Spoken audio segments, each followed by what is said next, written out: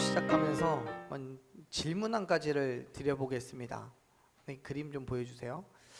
요걸 뭐라고, 이게 뭔가요? 잘하셨습니다. 6입니다. 그럼 다음 거, 이건 뭘까요? 이거 뭐예요? 9요? 맞아요? 6을 뒤집은 건데 9가 맞습니까? 여러분 한 가지 더 여러분 한 가지 더 보여드릴게요. 이건 어떨까요? 이 다음 거, 다다음 거 하나 더 다른 거 보여주세요. 네, 원통이 있는데요. 이 원통은 다음 거 보여주세요. 어느 쪽에서 보느냐에 따라서 모양이 달라집니다.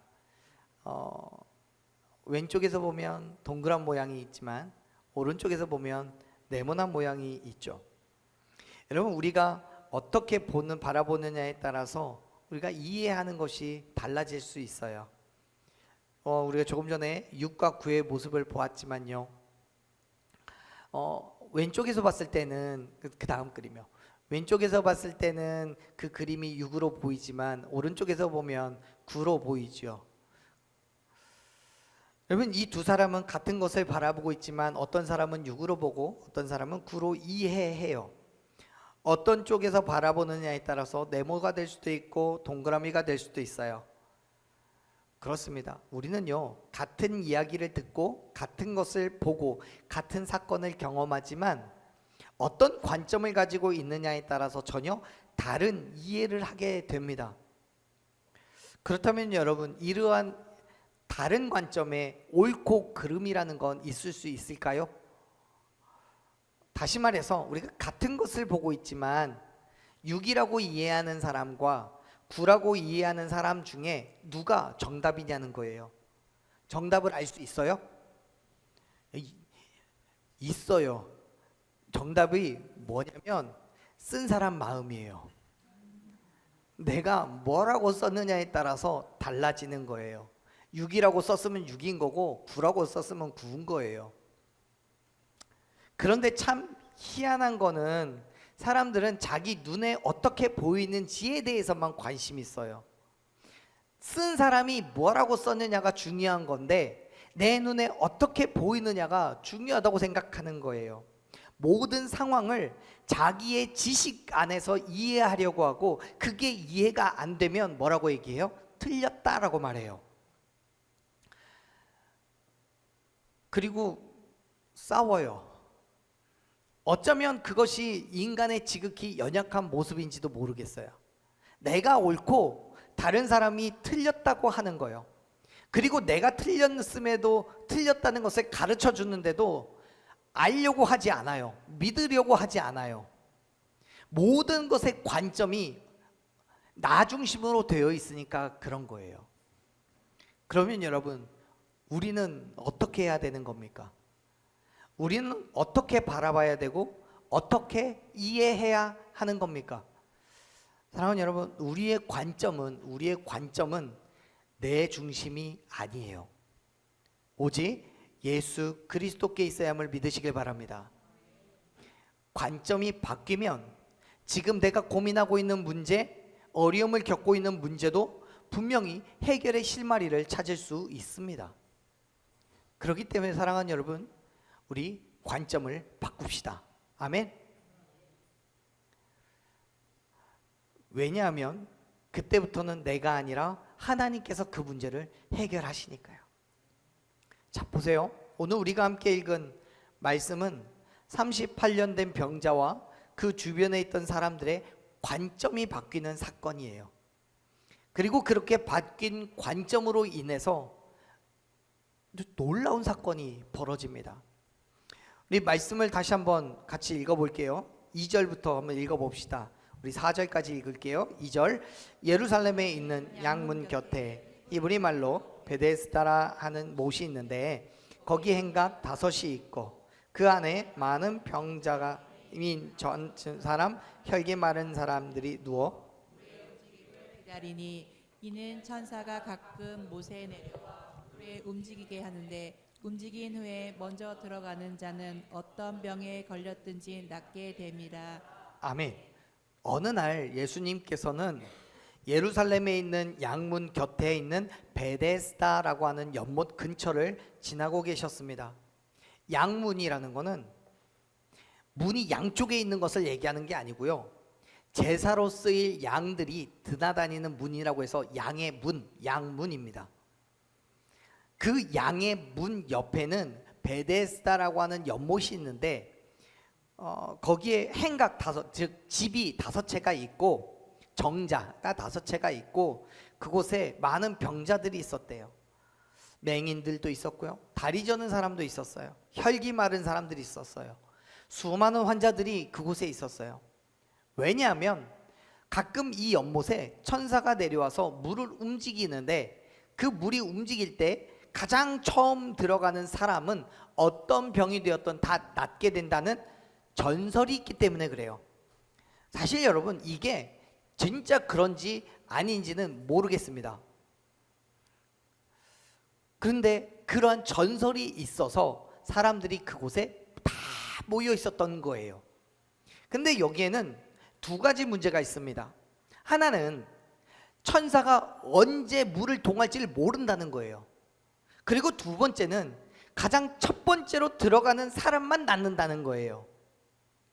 그러다 보니까 연못이 움직일 때를 기다리는 수많은 사람들의 병의 경중을 떠나서 다 경쟁의 관계예요. 경쟁의 관계. 물이 움직인다 싶으면 누구보다도 빨리 그곳에 들어가야 돼요. 그것이 거기에 모여있는 사람들의 공통적인 바람이고 매우 절박한 소망입니다. 사랑하는 여러분, 아픔이라는 건 나의 아픔이 가장 큰 거예요.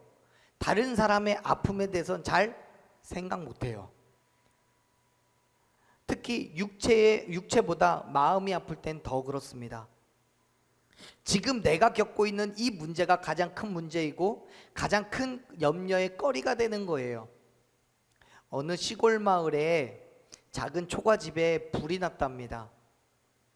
동네 주민들이 다 나와서 어떻게 하면 좋겠냐고 발을 동동 구르며 여기저기에서 물동이를 들고 나와 물을 끼얹으며 불을 끄고 있었어요. 그때 한 아이가 열심히 물동이를 나르고 있는 엄마를 부르며 뛰쳐나왔어요. 뛰어옵니다. 아이의 엄마는 불을 끄느라고 정신이 없어서 대꾸도 못하고 있는데 그냥 저리 가라고 손짓하고 있는데 그 아이가 엄마를 애타게 부르면서 한마디를 합니다. 그 말이 엄마의 정신을 번쩍 차리게 했어요. 엄마, 밥 타는 냄새나. 엄마가 들고 있던 물동이를 집어던지고 뛰어가면서 한마디 합니다. 아이고 내 정신 좀 봐. 주변에 폭탄이 터졌던, 불이 났던 중요한 거 아니에요. 지금 나에게 떨어진 발등에 불이 더 중요한 거죠. 옆집 집이 불을 타고 있는데 우리 집에 밥 타고 있는 게 더 중요한 거예요. 모두가 그런 것도 아니고 사실 그런 경우도 많지 않겠지만 남보다는 내가 먼저라는 생각을 버리는 게 정말 쉽지 않습니다. 우리가 살아가는 이 땅도요, 또 이 지역이나 우리 교회에서도요, 수많은 사람들이 함께 살아가고 있기 때문에 그 다양성을 생각해 보면 정말 많은 환자들이 있죠. 시기가 많은 사람, 무엇하든지 불평과 불만이 먼저인 사람, 남보다는 내가 먼저 이득이 있어야 되는 사람, 나의 유익과 나의 만족과 내 생각과 내 경험을 따르는 관점을 주장하는 환자들이 많습니다. 저도 여러분도요, 완전한 사람이라는 건 사실 없어요. 장점이 있죠. 분명하게 장점이 있죠. 하지만 그 반대로 단점도 있습니다. 그렇기 때문에 인간의 눈으로 바라보는 관점은 결코 온전할 수가 없는 거예요. 그래서 어떻게 해야 돼요? 관점이 바뀌어야 돼요. 그런데 그게 어려워요. 말씀드렸듯이 3절을 보면 베데스다 연못에는 많은 사람들이 있었어요. 그런데 그들이 뭐해요? 물의 움직임을 기다려요. 여러분, 지금 이 사건이 실제 가능한 건지 그냥 소문에 불과한 건지는 모르겠어요. 하지만 무엇이 되었든 이 사건 속에서 환자들의 병을 고치는 건 뭐예요? 환자의 병을 고치는 건 뭐예요? 물이에요? 아니면 물을 움직이는 천사예요? 천사예요. 여러분, 그렇다면 여러분, 사람들은 물의 움직임을 주의 깊게 봐야 되는 게 아니라 천사가 오는 걸 봐야 돼요. 만일 이들이 천사에 집중했다면 물을 보는 것이 아니라 하늘을 보고 있었겠죠. 하지만 이들은 전부 다 물을 바라보면서 내가 먼저 그 물에 들어가기를 바래요. 내 주변에 있는 사람이, 내 옆에 있는 사람이 나보다 더 병이 중한지 경한지 그런 걸 따지지 않아요. 내가 먼저예요. 천사가 얼마나 빨리 내려오는지는 모르겠지만 천사가 하늘을 보고 있었다면 그 사람들은 다 천사를 바라보고 물을 향해 갔을 거예요. 그런데 내가 먼저 물에 들어가야 된다는 그 생각에 사로잡혀서 천사를 찾는 게 아니라 물의 움직임만을 보고 있는 거예요. 사랑하는 여러분, 우리가 바라봐야 되는 건 어떤 문제가 해결될 것인지가 아니라 그 문제를 해결하시는 하나님을 봐야 되는 거예요. 믿으시면 아멘 하십시오. 하나님 보셔야 돼요. 그래서 시편 30편 2절 말씀을 보면 저자가 이렇게 고백해요. 내가 주께 부르짖었을 때 주가 나를 고치셨다라고요. 우리의 육체의 질병이든 영혼이나 마음의 질병이든 혹은 내 성격이든 하나님을 만나면 하나님께서 다 고쳐주심을 믿으시길 바랍니다. 여기에는요, 가장 먼저라는 수식어는 없어요. 누구라도 만나기만 하면 되는 거예요. 나뿐만 아니라 내 주변에도, 내 길 건너에 있는 사람도 하나님만 만나면 그들의 모든 병은 그 자리에서 다 고쳐질 걸 믿습니다. 베데스다 연못에 38년 된 병자, 오늘의 주인공이죠. 이 사람도 그렇습니다. 우리 말씀을 좀 읽어볼게요. 5절 말씀 읽었던 말씀, 5절 말씀부터 7절까지 같이 읽습니다. 거기 38배 된 병자가 있더라. 예수께서 그 누운 것을 보시고 병이 벌써 오래된 줄 아시고 이르시되 내가 낫고자 하느냐. 7절, 병자가 대답하되 주여 물이 움직일 때에 넣어주는 사람이 없어 내가 가는 동안에 다른 사람이 먼저 내려가나이다. 아멘. 이 사람은 몸을 움직일 수가 없었대요. 그래서 누군가가 그를 물에 넣어 주어야만 했어요. 그런데 38년 동안 아무도 그를 돌보지를 않았답니다. 왜요? 그를 돌아볼 여유가 없는 거예요. 내 유익, 내 만족, 지금 나의 아픔, 나의 괴로움이 가장 먼저니까 이 사람이 38년을 살았는지 아니면 뭐 3년을 살았는지 모르겠는 거예요. 관심 없어요.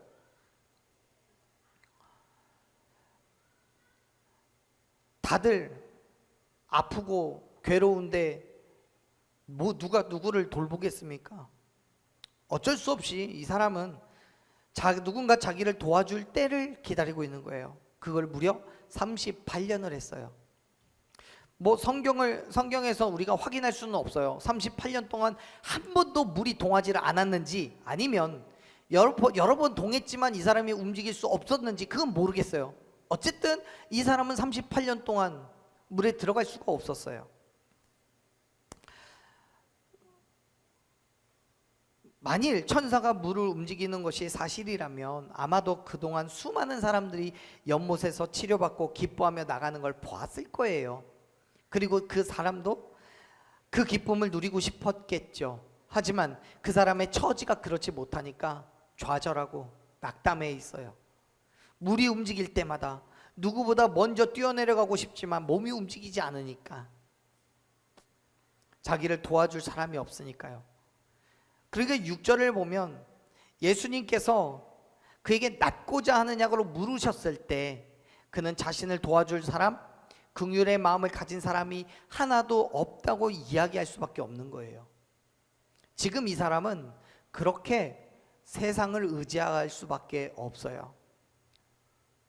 38년 동안 여러 가지로 실망하고 좌절하지만 여전히 주변의 다른 환자들만 바라보고 있는 거예요. 사랑하는 여러분, 나도 부족하고 연약하지만 다른 사람들도 다르지 않아요.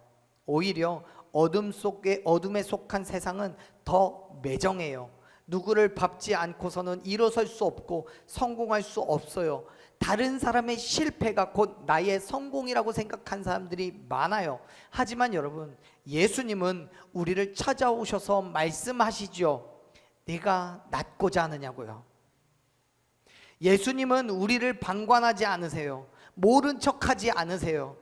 그의 관심은 연약한 우리, 아무것도 할 수 없어서 도우심만 구하는 저와 여러분에게 있음을 여러분 믿으시길 바랍니다. 그것이 하나님의 관점이에요. 사랑하는 여러분, 지금 예수님을 만난 사람이 누굽니까? 아무것도 할 수 없는 사람이에요. 누구에게도 도움받지 못했고요, 스스로도 할 수 없는 38년 된 병자예요. 이 사람은 세상으로부터 눈을 돌려서 예수님을 바라보았단 말이에요. 네가 낫고자 하느냐고 물었을 때 7절에서 이 사람은 이렇게 이야기합니다. 네, 지금까지는 아무도 나를 넣어주는 사람이 없었어요. 기다리고 기다렸지만 나를 도와주는 사람이 없어요. 그래서 당신이 나를 도와주었으면 좋겠습니다. 사랑하는 여러분, 내 힘이, 내 지식이, 내 능력이 살아있으면 하나님 찾지 않아요. 왜요? 기댈 곳이 있으니까, 문제를 해결할 힘이 있다라고 생각하니까요. 그래서 하나님의 부르심에 순종하는 사람들을 보면요, 돈 다 날리고 건강 잃고 주변 사람들 다 떠나고 나면 그때서야 하나님 찾아요. 사랑하는 여러분, 우리의 문제가 해결되기 위해서는 필요한 게 뭡니까? 세상에서 얻은 물질 또는 자랑, 명예, 권력, 다른 세상 사람들이 부러워할 만한 것은 우리의 문제를 해결하기 위해서는 아무 필요 없어요. 왜요? 우리는 아무것도 할 수 없다라고 고백해야 하는 거예요. 그때 하나님의 주권적인 도우심을 간구할 수 있는 거예요. 세상으로부터 눈을 돌려서 예수 그리스도만 바라보는 그 관점이 저와 여러분에게 있어야 함을 여러분 믿으시길 바랍니다. 내가 할 수 있는데 왜 도움이 필요합니까? 세상에서 얻을 수 있는데 왜 하나님의 도움이 필요하겠습니까? 만일 이 38년 된 병자가 자기 스스로 베데스다 연못에 들어갈 수 있었다면, 또는 주변에서 너무도 쉽게 도움을 얻을 수 있었다면 예수님께서 네가 낫고자 하느냐라고 물었을 때 성질냈을 거예요. 아, 비켜요, 물 안 보여요. 사랑하는 여러분, 38년 된 병자는 아무것도 할 수가 없기 때문에, 세상의 도움을 구할 수 없었기 때문에 예수님이 필요했어요. 그래서 물는 거예요. 네가 낫고자 하느냐고요. 그리고 그 질문에 이 사람은 내가 아무것도 할 수 없다는 것을 고백합니다. 사랑하는 여러분, 나는 할 수 있는 것이 아무것도 없다는 것을 고백하시기를 바랍니다. 여러분, 우리는 빛을 내는 것이 아니라 그 빛을 비추는 사람들이에요. 내가 무엇인가를 할 수 있는 것이 아니라 하나님께서 우리를 통해서 일하시는 겁니다. 아멘. 내가 무엇인가를 할 수 있는 게 아니에요. 내가 할 수 있다라고, 내가 하겠다라고 하면 그것은 내가 빛을 내는 거지 하나님의 빛을 드러내는 게 아니잖아요.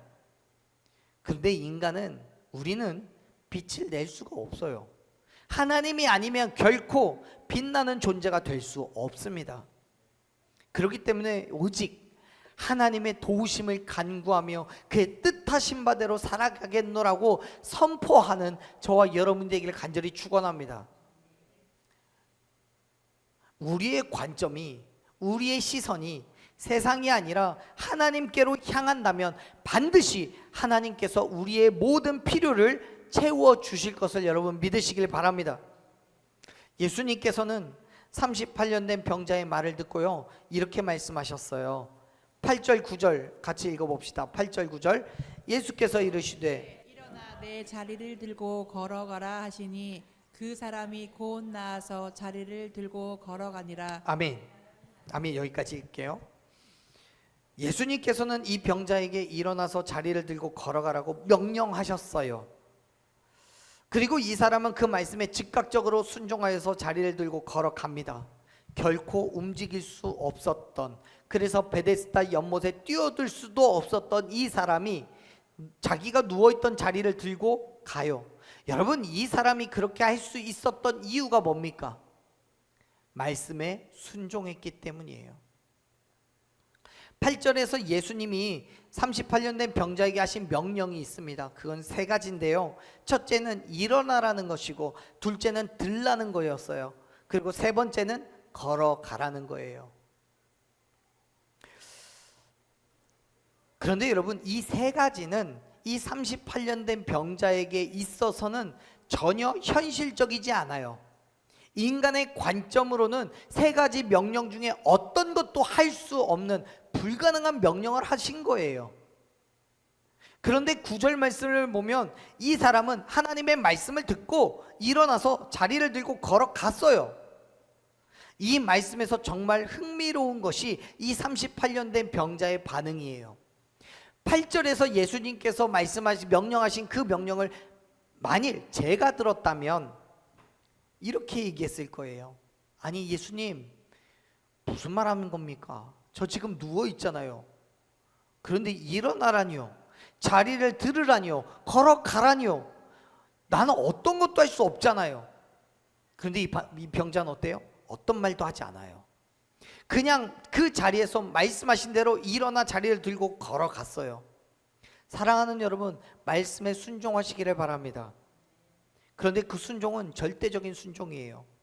계산하고 평가해서 내가 할 수 있는 것만 순종하고 할 수 없는 것은 미뤄두는 순종이 아닙니다. 여러분, 9절 말씀을 잘 보세요. 이 사람이 자리를 들고 걸어갔을 때는 그 전에는 이미 그 사람은 나아 있는 상태예요. 맞죠? 그런데 여러분, 우리가 한번 상상해 봅시다. 이 사람이 누워있는 상태예요. 예수님이 일어나라고 말씀하셨을 때 이 사람의 몸에는 어떤 변화가, 가시적인 변화, 눈으로 보일 수 있는 변화가 있었을까요? 없었어요. 왜요? 예컨대 팔이 한쪽이 없는데 자, 팔이 생길 거야 해서 팔이 쫙 생겼으면 가시적인 변화가 있죠. 피부병이 있었는데, 상처가 있었는데 그것이 아무렇다면 가시적인 변화가 있죠. 하지만 앉아서 움직이지 못하는 기력이 쇠한 이 사람에게 예수님의 말씀하셨을 때 변화는 어쩌면 찾아보기 어려웠을 것 같아요. 그러면 무슨 뜻입니까? 나았지만 이 사람에게는 두 가지 선택이 있다는 거예요. 하나는 자기가 나온 줄 모르고 그냥 누워 있었든지, 아니면 나은 것을 믿고 일어섰던지요. 지금 말씀에서는 예수님이 그의 손을 붙잡고 일으켜 세웠다는 기록이 없어요. 그가 스스로 일어난 거예요. 그렇다면 아마 저라면 이분이 나를 고쳐주시겠지라고 생각하고 고쳐질 때를 기다리면서 가만히 앉아 있었던 것이 내가 해야 될 전부라고 생각하실 거예요. 그런데요, 이 38년 된 병자는 그런 인간적인 관점으로 바라보지 않아요. 일어나 들고 가라고? 오케이, 그럼 일어나야지. 나머지는 이분이 알아서 하겠지. 일어나라고 한 사람이 책임지겠지. 여러분, 이해가 되세요? 이 38년 된 병자는 모든 것을 예수님께 맡겼어요. 그는 인간적인 관점으로 문제를 바라보는 게 아니에요. 내가 무엇을 해야 되겠다고 생각한 게 아니에요. 예수님의 관점으로 바라봤어요. 예수님께서 말씀하셨다면 그가 책임지실 것을 믿은 거예요. 할렐루야. 그 순간 모든 질병이 나았다는 걸 발견하게 됩니다. 만일 예수님의 명령을 따라서 스스로 일어나 걷고자 애쓰지 않았다면 그 사람은 영영 치료받지 못했을 거예요. 하지만 여러분, 그는 관점을 바꿨습니다. 예수님이라면 할 수 있다고 믿었습니다. 결국 순종과 믿음이 그를 다시 걷게 했음을 여러분 믿으시길 바랍니다. 사랑하는 여러분, 예수님은 우리를 죄의 자리에서 일어나게 하심을 믿으시길 바랍니다. 실망과 좌절과 괴로움과 죽음의 자리에서 저와 여러분을 불러 일으켜 세우시며 회복과 나음의 자리, 생명의 자리로 걷게 하셨음을 믿으시길 바랍니다. 예수 그리스도께서 십자가에서 죽으시고 부활하심으로써 저와 여러분에게 주신 은혜임을 믿으시길 바랍니다. 여러분, 우리가 예수님께서 그렇게 행하셨다고 해서 우리의 삶에 가시적인 변화는 없을 수도 있어요. 그래서 성경은 뭐라고 해요? 네가 믿기만 하면이라고 얘기하고 있는 거예요. 그런데 우리는 가끔 그렇게 얘기합니다. 우리에게 보여주세요. 그러면 믿을게요. 여러분, 믿어야 기적이 일어나는 거예요. 우리가 빛의 자녀로 살아간다는 건 예수 그리스도의 죽으심과 부활하심을 믿음으로 복음 안에서 하나님의 말씀을 삶의 기준으로 삼고 온전히 순종하는 게 빛의 자녀로 살아가는 거예요. 어쩌면 내가 그렇게 고백한다고 할지라도 우리의 삶에 가시적인 변화는 없을 수도 있어요. 하지만 그럼에도 불구하고 내 관점이 변하면, 그래서 믿음과 순종으로 그 자리에서 일어서면 하나님께서는 저와 여러분의 삶 가운데 말할 수 없는 놀라운 기적을 행하실 것을 믿으시길 바랍니다. 관점을 바꿔야 돼요. 관점이 바뀌면 믿어지는 거예요. 세상 누가 뭐라고 하더라도 믿어지는 거예요. 자, 보세요. 성경은 지금 이때가 언제라고 말합니까? 9절 마지막에 그렇게 이야기하죠. 언제래요? 안식일이에요. 안식일은 아무것도 해서는 안 되는 날이에요. 그래서 이 안식일 때문에 10절에서 유대인들이 이렇게 말합니다. 10절 읽어볼게요. 병 나은 사람에게 이르되 안식일인데 내가 자리를 들고 가는 것이 옳지 아니하니라. 아멘. 38년 된 병자는요, 예수님을 지켜보는 많은 유대인들의 따가운 시선 속에서도 아랑곳하지 않고 안식일에 자기의 자리를 들고 가는 순종의 모습을 보였습니다.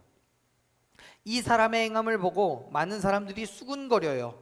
또 예수님 옆에는 유대인들도 같이 있었기 때문에 신경 쓰는 부분도 분명히 있었을 거예요. 하지만 여러분, 이 사람은, 이 38년 된 병자는 어떤 것도 아랑곳하지 않아요. 왜요? 그건 환자예요. 아픈 사람이에요. 심지어 자기의 병을 고치기 위해서 38년이라는 세월을 견뎠어요. 그런데 지금 그의 병을 치료해 주시는 예수님이 그 앞에 계시잖아요. 38년간의 그 모든 어려움, 아픔이 지나고 모든 문제가 해결되는 이 시점에서 이 사람이 주변에 신경 쓸 이유가 뭐 있어요? 이 사람은요, 예수님만 보이는 거예요. 관점이 바뀐 거예요. 주변에 누가 나를 도와줄 사람이 없나를 보고 있던 그의 관점이, 그의 시선이 예수님께로 고정이 돼버린 거예요. 사랑하는 여러분, 우리가 신경 써야 되는 건 오직 예수 그리스도뿐입니다. 아멘. 예수님께서 우리에게 무엇을 요구하시는지가 중요한 거예요. 그리고 그 요구에 우리는 반드시 순종해야 함을 여러분 믿으시길 바랍니다. 그 순종이 안식일에 율법을 목숨과도 지키는 유대인들 앞에서 자리를 들고 가야 되는 두려움과 위험이 있을 수도 있습니다. 수고와 희생일 수도 있습니다. 또는 금식하거나 봉사를 하건 것일 수도 있습니다. 무엇이 되었든 예수님께서 말씀하시는 것이라면 세상의 시선이나 손가락질에 주저하지 아니하고 순종하는 저와 여러분이 되기를 간절히 소망합니다. 왜요?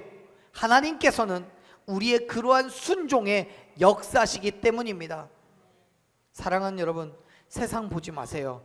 우리의 관점을 바꾸세요. 우리와 함께 하시고 우리에게 말씀하신 하나님께로 시선을 고정하시기를 바랍니다.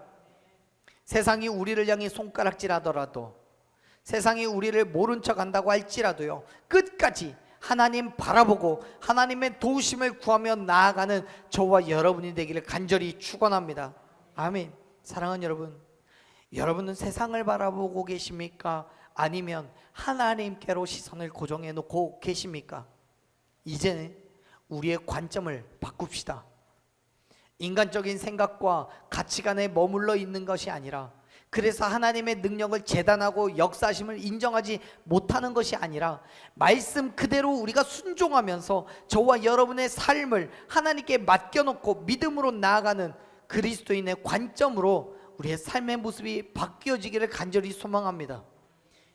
여러분이 앉아있는 그 자리에서 일어나 하나님께서 행하신 일을 선포하며 하나님의 거룩한 빛을 드러내는 그 빛의 자녀된 삶을 결단하는 저와 여러분이 되기를 간절히 축원합니다.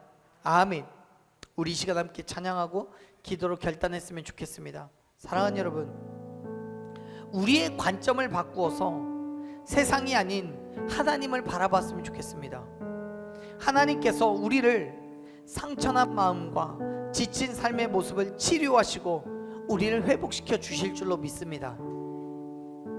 그렇게 회복된 마음, 하나님의 자녀된 삶으로 인간의 생각이나 지식, 경험이 아니라 하나님의 눈과 하나님의 마음으로 세상을 바라보기를 바라요. 그때 하나님께서 우리를 통해 어둠 가운데 있는 이 땅에 빛을 비추게 하실 줄로 믿습니다. 그렇기 때문에 여러분, 먼저는 우리의 관점을 바꾸세요. 하나님만 바라보는 그 믿음의 삶으로 살아가는 저와 여러분이 되기를 간절히 축원합니다.